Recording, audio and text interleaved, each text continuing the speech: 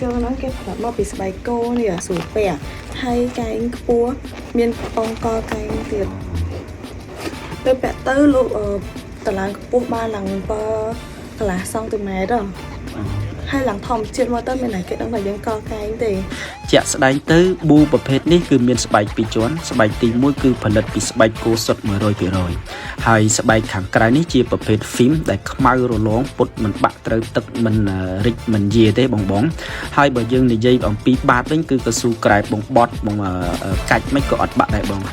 បាទហើយសម្រាប់បងប្អូនដែលមានតម្រូវការសូមធ្វើការបញ្ជាទិញតាមរយៈការឆាតមកកាន់ page ឬ link Telegram នៅក្នុង caption